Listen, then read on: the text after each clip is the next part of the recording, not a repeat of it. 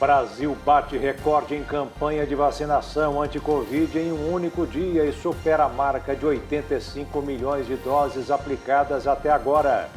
Pfizer antecipa 7 milhões de doses de sua vacina e quase dobra a previsão de entregas para julho. Empresário Carlos Wieser não comparece à CPI da pandemia e senadores pedem a apreensão de passaporte. Após avanço de vacinação em idosos, agências de turismo têm registrado aumento na procura por viagens. Senado Federal aprova a medida provisória que prevê a privatização da Eletrobras. Presidente Bolsonaro confirma que o governo estuda a ampliação do Bolsa Família. Às vésperas dos Jogos Olímpicos, Japão flexibiliza estado de emergência em Tóquio. Técnico Jardine convoca a seleção brasileira para as Olimpíadas. Daniel Alves aparece como surpresa. Agora no Jornal das 22.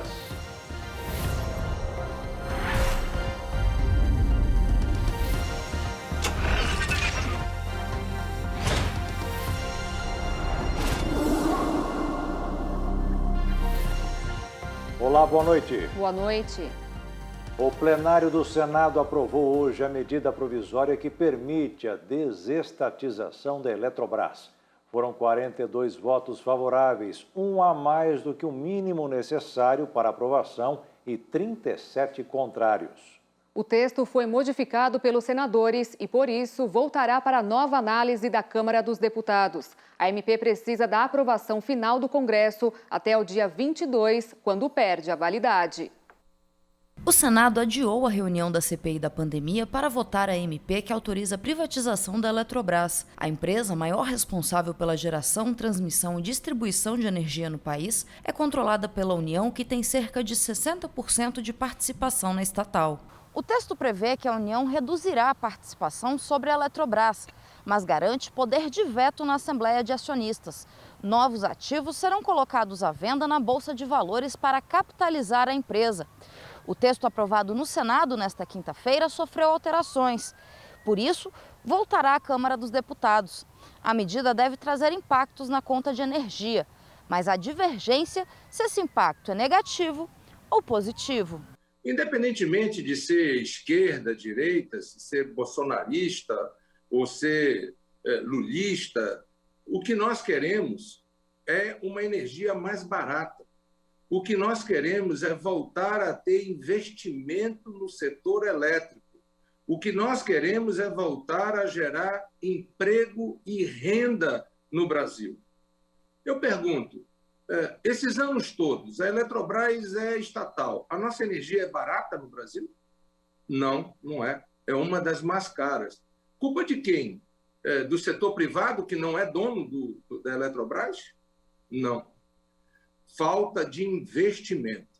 Eu estava pronta para votar favorável à medida provisória original do governo, já havia me pronunciado, inclusive perante a mídia, de que votava favoravelmente a MP da Eletrobras.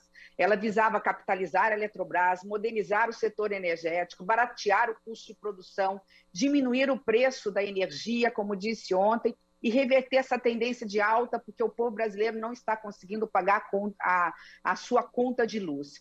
Infelizmente, ela chegou no Senado recheado de jabutis, não só pequenos, mas grandes jabutis, causando não só uma insegurança jurídica, senhor presidente, mas criando uma grande instabilidade econômica.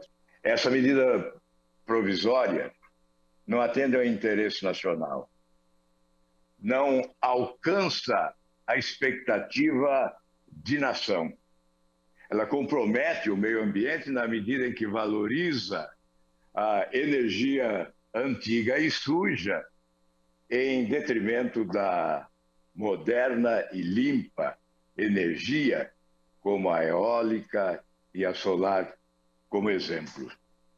É prejudicial à nação porque ativos estratégicos são entregues. O relator da medida provisória, senador Marcos Rogério, manteve na proposta alguns pontos que provocaram divergência entre os senadores, que consideraram alguns itens jabutis. A sessão estava marcada para esta quarta-feira, mas o relatório só chegou às mãos dos senadores no fim da tarde. Por isso, o presidente do Senado remarcou a discussão para a quinta. Eu acho que a determinação do presidente de transferir a votação de ontem para hoje foi uma decisão acertada, prudente, com a qual eu concordei desde o primeiro momento, porque é um tema importante, mas é um tema também complexo e que a análise, né, o cuidado de olhar para o texto, para as mudanças que estão sendo feitas, é algo que vai dar conforto para os senadores. Então, eu não tinha expectativa de que os senadores votassem nessa matéria sem fazer justamente essa análise, né, essa leitura mais cuidadosa do conjunto das emendas que eu acatei. E as emendas foram apresentadas ontem até o momento final, né?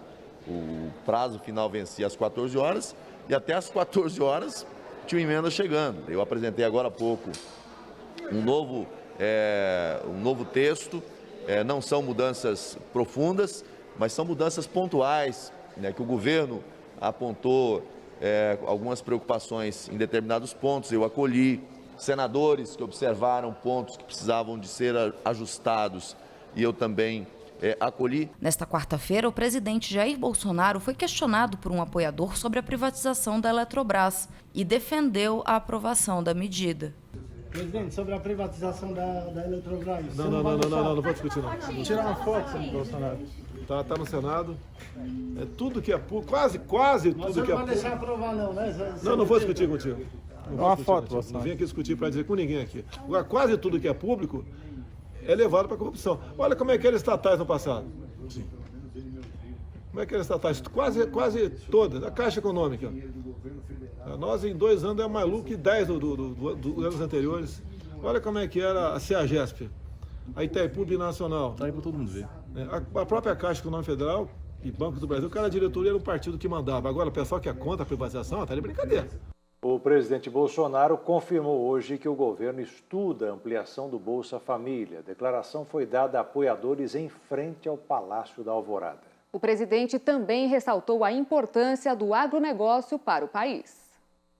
O mês de maio foi de recuperação. O ritmo lento da colheita foi superado no mês passado, com as exportações de grão batendo um novo recorde. O total das vendas para o exterior foi de quase 14 bilhões de dólares. Foi 34% a mais do que no mesmo período do ano passado. E os números podem aumentar ainda mais. O ministro das Comunicações, Fábio Faria, disse que a implantação da tecnologia 5G no meio rural deverá ampliar a liderança do Brasil no agronegócio. Hoje o Brasil produz alimentos para 1 bilhão de pessoas no mundo. A previsão é que daqui a 30 anos a quantidade seja suficiente para 2 bilhões de pessoas. Durante encontro com apoiadores em Brasília, o presidente Jair Bolsonaro enfatizou a importância do agronegócio, principalmente neste momento de pandemia.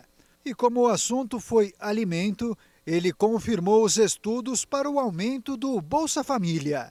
Está sendo negociado para aumentar aí 50% até dezembro. Presidente, obrigado. Porque houve uma inflação sim nos produtos. O alimento subiu no mundo todo. E foi agravado pela pandemia do fica em casa. Se o pessoal do campo tivesse ficado em casa, não teria inflação, teria desabastecimento. A Caixa Econômica Federal pagou hoje a 3ª parcela do auxílio emergencial para os beneficiários que fazem parte do programa Bolsa Família, que tem o número de identificação social UNIS com o final 1. O calendário para quem recebe o Bolsa Família não foi alterado. Portanto, a próxima parcela para esse grupo começará a ser paga no próximo dia 19 de julho.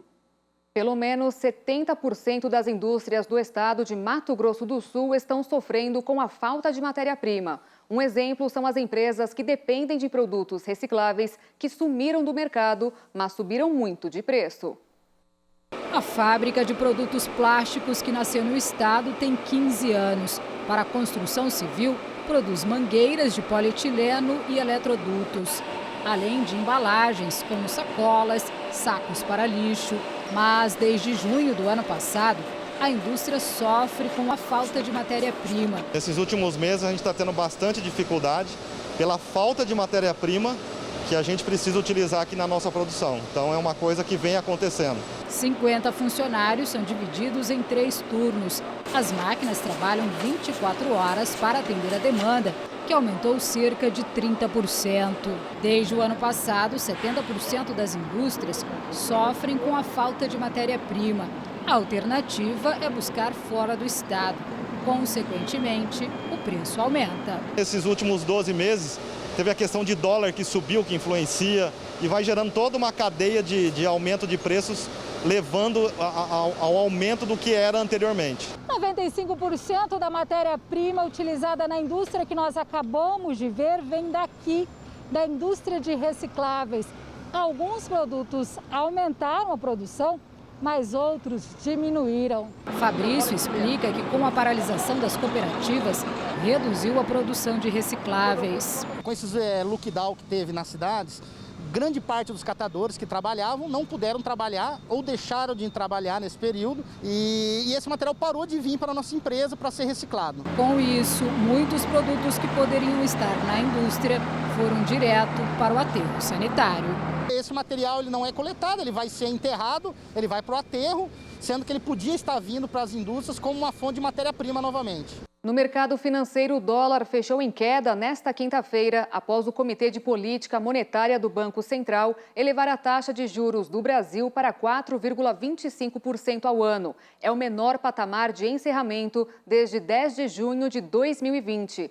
A moeda norte-americana caiu 0,62% e encerrou o dia cotada a R$ 5,022 na venda.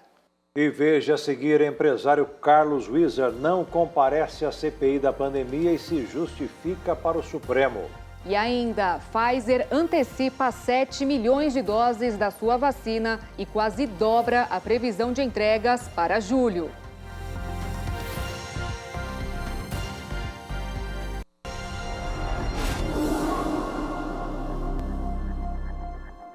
Seguimos agora com informações e números de vacinação no Brasil contra a Covid-19. O país tem batido recorde atrás de recorde em aplicações de vacinas contra o coronavírus. Nos primeiros 152 dias de campanha, do dia 17 de janeiro até hoje, 17 de junho, o Brasil aplicou 85.147.500 doses, segundo informações coletadas com as secretarias de saúde dos estados e do Distrito Federal. Após pedido do presidente Jair Bolsonaro, a Pfizer antecipou 7 milhões de doses da sua vacina e quase dobrou a previsão de entregas para o mês de julho. Com a nova remessa, o Brasil vai receber 15 milhões de doses no mês que vem.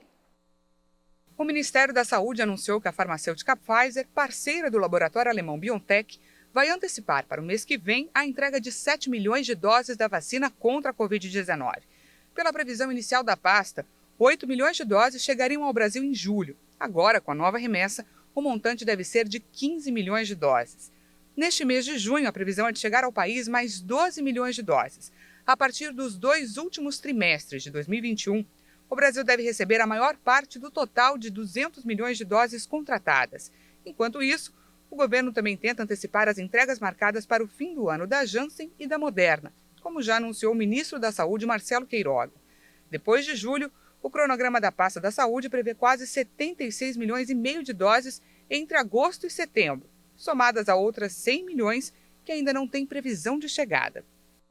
E agora vamos ver o ranking de imunização no mundo. Até hoje, de acordo com a Universidade de Oxford, 2 bilhões e meio de unidades de vacinas anti-Covid já foram aplicadas em todo o planeta. A líder China ultrapassa a marca de 945 milhões de doses. Em seguida, os Estados Unidos têm quase 313 milhões. Na terceira posição, com mais de 258 milhões, está a Índia. O Brasil segue na quarta colocação e hoje rompe os 85 milhões de doses aplicadas. E fechando o ranking dos 5+, bem atrás do Brasil está o Reino Unido, que se aproxima dos 72 milhões e meio de doses até agora. A vacina do laboratório alemão CureVac deveria ser a próxima aprovada na Europa, mas sem eficácia suficiente, segundo dados provisórios, o futuro do imunizante agora parece incerto. Os primeiros resultados tão esperados têm um gosto amargo para esta empresa, reconhecida como uma das pioneiras na tecnologia do RNA mensageiro.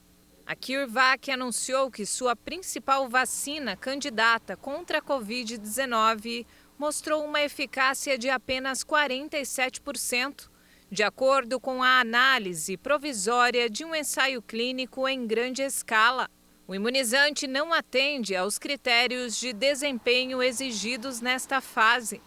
A empresa foi uma das primeiras a entrar na corrida das vacinas e esperava lançar um imunizante de alto desempenho no mercado em maio ou junho deste ano. O laboratório vai continuar o trabalho, mas especialistas dizem que se a eficácia final do produto não melhorar visivelmente, a comercialização parece improvável. Os laboratórios BioNTech, Pfizer e Moderna, que foram os primeiros a obter o sinal verde de várias entidades reguladoras para sua vacina, também baseada no princípio do RNA mensageiro, têm demonstrado uma eficácia da ordem dos 95%. A CPI da pandemia pediu a retenção do passaporte de Carlos Wizard e a condução coercitiva do empresário para depor à CPI da pandemia, porque ele faltou ao depoimento que estava marcado para hoje. De Brasília, Jaqueline Fonseca tem as informações.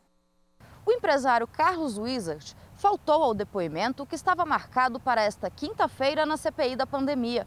Segundo o Senado, o empresário estaria nos Estados Unidos. Ontem, ele havia conseguido uma liminar no Supremo para ficar em silêncio no depoimento, mas o ministro Luiz Roberto Barroso não o autorizou a faltar. O presidente da CPI da pandemia, senador Omar Aziz, considerou a ausência do empresário um desrespeito e pediu condução coercitiva de Carlos Wizard para depor a CPI, além de retenção do passaporte dele. Hoje, às 7 horas da manhã, a Secretaria recebeu pedido dos advogados de Carlos Wizard para uma audiência com essa presidência, para tratar de redesignação da data mais adequada dentro do cronograma dos trabalhos dessa comissão parlamentar de inquérito. É uma brincadeira dele, né?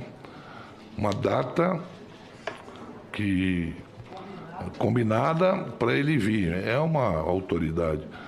Carlos Wizard foi regularmente intimado para depor por diversos meios, postal, mensagem, celular e em conta de e-mail.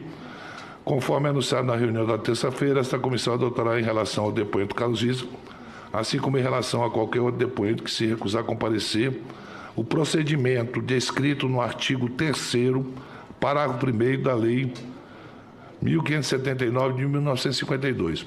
O que me espanta é um cidadão procurar o Supremo Tribunal Federal para conseguir um habeas corpus, para vir a esta CPI, para ficar em silêncio nas perguntas que forem feitas a ele, e ele não aparece. Então, para que foi ao Supremo se não vinha? O ministro Barroso, com certeza, tem muitos afazeres dentro do trabalho que ele tem como ministro do Supremo Tribunal. Concede um habeas corpus para o Carlos Wizard, que é uma medida legal e que respeitamos as medidas adotadas pelo Supremo Tribunal Federal, mas o seu Carlos Wizard tem que entender que a justiça brasileira tem outras coisas para fazer e não está ele levar na brincadeira o Supremo Tribunal Federal em conseguir um habeas corpus para vir à CPI, para estar presente na CPI e não comparecer à CPI. O seu Carlos Wizard está achando que conseguir habeas corpus no Supremo é que nem na quitanda comprar bombom. É uma falta de respeito, não com a CPI desse momento, mas com o Supremo Tribunal Federal, que concedeu a ele um habeas corpus para ele poder comparecer e ficar em silêncio a alguma coisa que o autoincriminasse. Por isso, nesse sentido, oficiaremos a um juiz criminal para que requisite a autoridade policial a apresentação da testemunha faltosa ou determinar que seja conduzido por oficial de justiça o qual poderá solicitar o auxílio da força pública. Para além dessas medidas, diante da ausência do depoente, determino que seja oficiada à Justiça Federal para que o passaporte do seu Carlos Luiz seja imediatamente retido pela Polícia Federal, tão logo ele ingresse em território nacional, e somente se ele lhe seja devolvido após a prestação do seu depoimento perante essa comissão. CPI dispõe de poderes próprios de autoridade judicial e, com base na teoria dos poderes implícitos, deve dispor de todos os meios suficientes para fazer cumprir as suas decisões. A defesa do empresário Carlos Wieser acionou hoje o ministro Luiz Roberto Barroso do Supremo com o objetivo de evitar a condução coercitiva do cliente e a retenção do passaporte dele. Segundo a defesa, ele está nos Estados Unidos acompanhando o tratamento de saúde de um familiar. A CPI da pandemia também ouviria hoje o auditor do TCU, Alexandre Figueiredo Costa Marques, mas por causa da sessão do plenário do Senado, a reunião será remarcada. E veja a seguir mais atualizações sobre a pandemia pelo mundo. E você vai ver também que após avanço de vacinação em idosos, agências de turismo registram aumento na procura por viagens.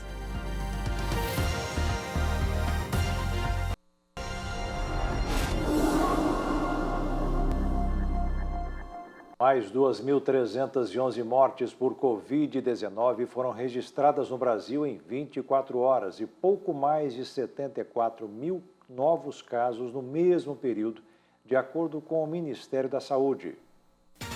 Desde o início da pandemia do coronavírus, mais de 177.280.000 pessoas já foram contaminadas e 3.838.569 não resistiram aos sintomas. Os Estados Unidos possuem os maiores índices da Covid-19 no mundo e até esta quinta-feira registram mais de 33.506.000 casos e contabilizam 600.913 mortes. A Índia, segunda nação mais afetada por contaminação, rompeu a marca dos 29.700.000 pessoas contaminadas. O Brasil passou dos 17.702.000 pessoas que testaram positivo e registra 496.004 vítimas fatais.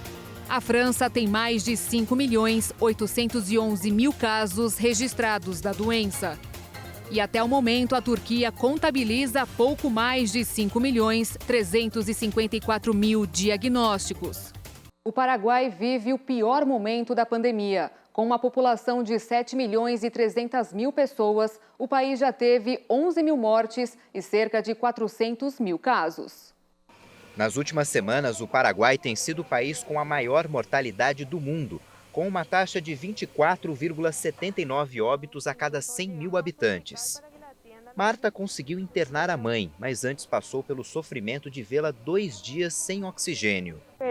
Incluso chegamos a suplicar para que a atendam allí. Suplicamos para que a atendessem, mas não nos deram nenhum tipo de atenção. Só disseram que não havia espaço, está saturado. Foi o que nos disseram. Temos 16 leitos de terapia intensiva para Covid-19 que estão 100% ocupados todos os dias. Oficialmente, temos 20 leitos hospitalares comuns na área de contingência respiratória, que também estão 100% ocupados. Que estão ocupados também al 100%. O Paraguai vive o momento mais dramático da pandemia. As previsões para as próximas semanas não são nada boas. O diretor de Vigilância Sanitária, Guilhermo Sequeira, advertiu que o país se encontra com um nível de transmissão comunitária muito alto. Segundo Guilhermo, as previsões são sombrias para este mês e provavelmente para a parte de julho também. De acordo com os números oficiais, no Paraguai, 475.000 pessoas receberam a primeira dose da vacina contra a Covid, o equivalente a 6,7% da população que deve ser imunizada. A meta é chegar a 30% até dezembro. E as pessoas com mais de 60 anos que já foram vacinadas estão se animando para retomar as viagens que foram adiadas ou não aconteceram por conta da Covid-19. As agências especializadas em pacotes turísticos para a terceira idade têm registrado aumento na procura por viagens para o segundo semestre. A Regina ama viajar, mas com a pandemia, alguns passeios precisaram ser adiados. Ela tem 64 anos e faz parte do grupo de risco. Então, ficamos aqui esperando, aguardando que essa situação melhorasse, né? Que viesse a vacina, que os aeroportos fossem abertos, né? E que a gente pudesse retornar aos poucos, mas com segurança. Isso é muito importante, né? Agora, com a vacinação, muitos idosos que já foram imunizados se sentem mais confiantes e seguros em viajar pelo Brasil. Segundo a Pesquisa Nacional por Amostra de Domicílios Contínua, quase metade da população brasileira com mais de 60 anos já tomou a primeira dose da vacina. Uma parte desse público já está programando viajar.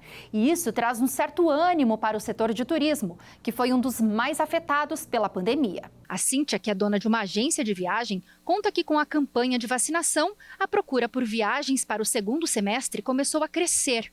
Os roteiros nacionais são os mais requisitados. Estavam já se sentindo muito presas em casa, porque eram pessoas muito ativas, acostumadas a sair.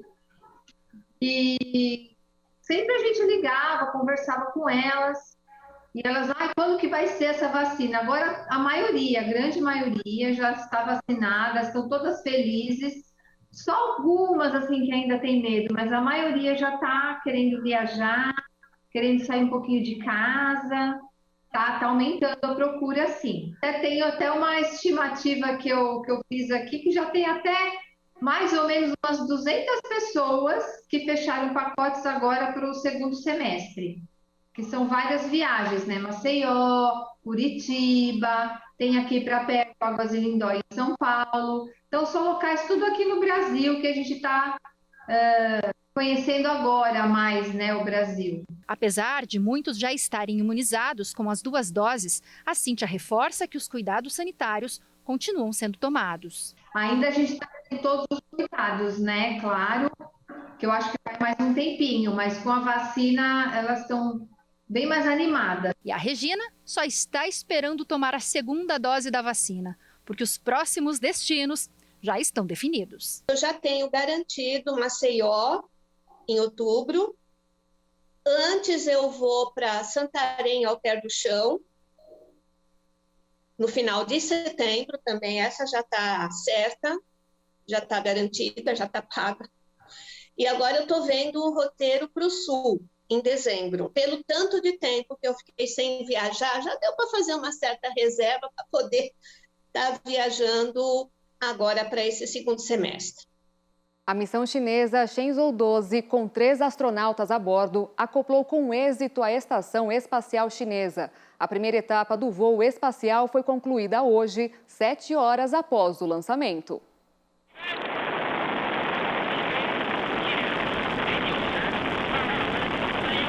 Esta é a primeira missão espacial tripulada do país em 5 anos e deve estabelecer um recorde de permanência dos chineses que vão ficar 3 meses no espaço. A nave decolou com os 3 astronautas às 9h22 da manhã pelo horário local, no centro de lançamento de Jiquan, localizado no deserto de Gobi, no noroeste do país. Os astronautas levantaram as viseiras dos capacetes e acenaram para a câmera. A operação é vista como patriótica pelo Partido Comunista Chinês. Na estação, os chineses vão se dedicar aos trabalhos de manutenção e preparação de futuras missões e estadias de outros tripulantes. O módulo conta com um espaço individual para cada um deles, equipamentos para exércitos e um centro de comunicação que dá acesso a e-mails e videochamadas com o controle terrestre. Em Hong Kong, a polícia prendeu executivos durante uma operação em um jornal pró-democracia. O Reino Unido denunciou que a China está usando a Lei de Segurança Nacional para atacar as vozes dissidentes. A polícia de Hong Kong fez uma operação nesta quinta-feira pela segunda vez em menos de um ano na redação do jornal pró-democracia Apple Daily. 5 executivos foram presos, incluindo o diretor de redação da publicação, que alertou que a liberdade de imprensa no território está por um fio.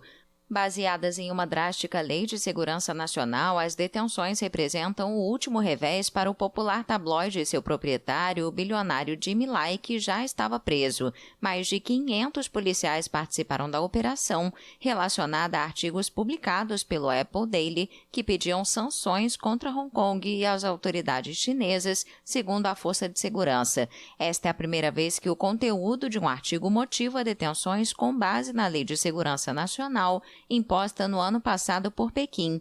O Sindicato de Jornalistas da publicação classificou a operação de violação gratuita da liberdade de imprensa, que reflete a maneira como o poder da polícia aumentou no âmbito da lei. O Reino Unido reagiu e acusou a China de utilizar a Lei de Segurança Nacional para atacar as vozes dissidentes em Hong Kong. O chefe da diplomacia britânica, Dominic Raab, afirmou no Twitter que a China deveria proteger e respeitar a liberdade de imprensa devido aos compromissos assinados quando a ex-colônia britânica foi devolvida a Pequim em 1997. Segundo a polícia, os 5 executivos foram detidos por conspiração com um país estrangeiro ou com elementos externos para colocar em perigo a segurança nacional. As autoridades também congelaram bens do Apple Daily avaliados em mais de 2 milhões de dólares. E olha só, imagens impressionantes de um tornado devastando campos agrícolas foram gravadas no Canadá. Imagens gravadas na província de Saskatchewan, no Canadá, mostram um tornado devastando campos agrícolas. Autoridades canadenses emitiram avisos de tornado para as regiões centro-oeste da província. Os moradores locais afirmam que não houve grandes danos nas zonas residenciais, embora a passagem do fenômeno tenha deixado a sua marca nos campos. Também foram detectadas nuvens em funil e granizo na região.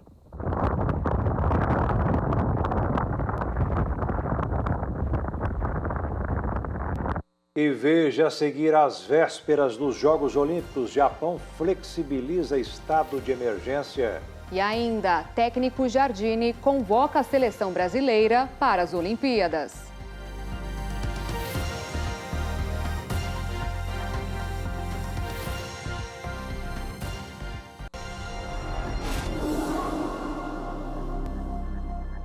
O estado de emergência por causa da pandemia Covid-19 em Tóquio e outras regiões do Japão será suspenso no domingo, quase um mês antes do início das Olimpíadas. O Japão vai suspender o estado de emergência em Tóquio quase um mês antes das Olimpíadas. O primeiro-ministro Yoshihide Suga disse que a medida vai expirar no próximo domingo, mas restrições significativas permanecerão em vigor até 11 de julho. Os bares e restaurantes devem fechar às 8 da noite e só podem servir bebidas alcoólicas até às 7. O número de infecções graves em todo o país caiu desde meados de maio e a disponibilidade de leitos hospitalares continua a melhorar. Tóquio deve continuar limitando o número de espectadores em competições esportivas e shows, com capacidade de 50% e um público máximo de 5.000 pessoas. Na quarta-feira, o governo aceitou um limite de 10.000 espectadores para departamentos que não estão em estado de urgência ou quase em estado de urgência. Essas regras podem influenciar os Jogos Olímpicos, que começam em julho. No início da próxima semana, os organizadores devem decidir sobre a presença ou não de um público local. Não será permitida a vinda de torcedores do exterior, medida que se aplica pela primeira vez na história dos Jogos. O técnico André Jardine convocou o elenco que vai compor a seleção brasileira em Tóquio. O Brasil vai em busca do segundo ouro no futebol. Os convocados para os Jogos Olímpicos de Tóquio são goleiro Santos, que atua pelo Atlético Paranaense, e Breno, que joga pelo Grêmio. Nas laterais, Jardine optou por 3 opções. A surpresa, Daniel Alves, do São Paulo, além de Gabriel Menino, do Palmeiras, e Guilherme Arana, do Atlético Mineiro. O esquadrão da defesa é formado por Nino, do Fluminense, Gabriel Magalhães, que joga no Arsenal da Inglaterra, e Diego Carlos, do Sevilha da Espanha. No meio-campo foram convocados Douglas Luiz, do Aston Villa da Inglaterra, Bruno Guimarães, do Lyon da França, Matheus Henrique do Grêmio, Gerson do Flamengo e Claudinho, que atua pelo RB Bragantino. No ataque, os jogadores são Malcolm, do Zenit da Rússia, Antony, do Ajax da Holanda, Paulinho, do Bayer Leverkusen da Alemanha, Matheus Cunha, que também joga na Alemanha, mas no Hertha Berlim. E, por fim, Pedro, que atua pelo Flamengo. Após a convocação, Jardine deu alguns posicionamentos sobre atletas que ficaram de fora da lista, como Neymar, que está disputando a Copa América e já tinha sido avisado pelo Paris Saint-Germain que não seria liberado para os Jogos de Tóquio. Os convocados vão se apresentar no dia 1º de julho para uma semana de treinamentos em São Paulo, no CT do Palmeiras. A delegação viaja dia 8 de julho para Doha, no Catar, e fica por lá até o dia 15, quando, enfim, embarca para o Japão em busca do segundo ouro da história da seleção brasileira em Jogos Olímpicos. E continuamos com o futebol. A segunda rodada da Copa América teve seu início hoje, em partida realizada no Estádio Olímpico de Goiânia, em Goiás. Colômbia e Venezuela se enfrentaram pelo grupo B da competição. Mesmo com muita pressão da Colômbia, o jogo ficou no empate por 0-0. A seleção colombiana chega a 4 pontos, enquanto a Venezuela somou o seu primeiro ponto na competição. No outro jogo do grupo encerrado há pouco, com gols de Alexandro, Neymar, Everton Ribeiro e Richarlison, o Brasil venceu o Peru por 4-0. A partida ocorreu no estádio Newton Santos, no Rio de Janeiro. Com o resultado, o Brasil assumiu a liderança do Grupo B. A seleção agora só volta a jogar no próximo dia 23 contra a Colômbia, também no Rio de Janeiro. A Federação Dinamarquesa de Futebol anunciou nesta quinta-feira que o jogador Christian Eriksen, vítima de um problema cardíaco no sábado durante uma partida, vai precisar implantar um desfibrilador cardíaco. O jogador dinamarquês Christian Eriksen, vítima de uma parada cardíaca no sábado na partida contra a Finlândia pela Eurocopa, vai precisar implantar um desfibrilador cardíaco. Foi o que anunciou a Federação Dinamarquesa de Futebol nesta quinta-feira. O dispositivo é conhecido como CDI e pode ser acionado após uma crise cardíaca. A federação não apresentou nenhuma informação sobre as consequências do tratamento na carreira do jogador de 29 anos. Mas outros jogadores conseguiram prosseguir com a carreira após realizar o mesmo procedimento médico que permite controlar e regular o ritmo cardíaco. O público pretende fazer uma homenagem ao camisa 10 dinamarquês durante a partida entre Dinamarca e Bélgica pela Eurocopa. O atleta da Inter de Milão segue internado em um hospital dinamarquês desde o sábado. E agora um momento de reflexão. Na live com o missionário, o reverendo João Machado diz que aquele que tem orado, mas que as coisas não estão acontecendo, verá tudo mudar quando abrir o coração a Deus. Então abra sua Bíblia hoje no capítulo 66 de Isaías. Nós estamos lendo aqui no versículo de número 2, mais especificamente na segunda parte do versículo, que nós chamamos a parte B, que diz assim, Isaías 66, versículo de número 2, diz assim: mas eis para quem olharei.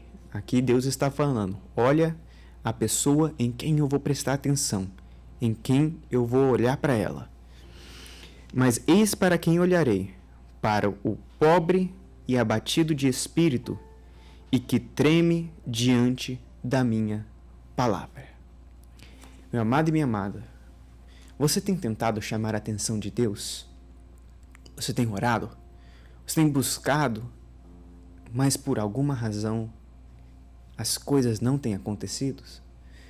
As coisas simplesmente não saem do lugar, a sua doença continua lá, e sempre, todas as vezes, você clama, e parece que não existe resposta. Você já parou para pensar que o nosso Deus, Ele quer tratar algo com você?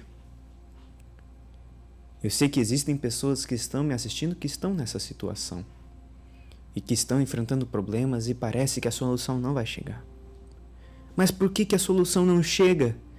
Se o Deus ele prometeu, se Deus ele disse que ele ia cumprir, se Deus na palavra está escrito que eu já fui curado. Pare para pensar um momento. Nosso Deus, ele olha o coração dele se abre para aquela pessoa que, como nós cantamos na canção, porque creu na palavra, tremeu debaixo da palavra do Senhor Jesus. Aquela pessoa que se esvazia de si e que abre o coração e diz: Deus, eu não quero a minha vontade. Eu quero que o Senhor cumpra em mim a sua vontade. Porque aí você está abrindo as portas e você está permitindo que o nosso Deus, Ele cumpra em você o que é melhor para a sua vida.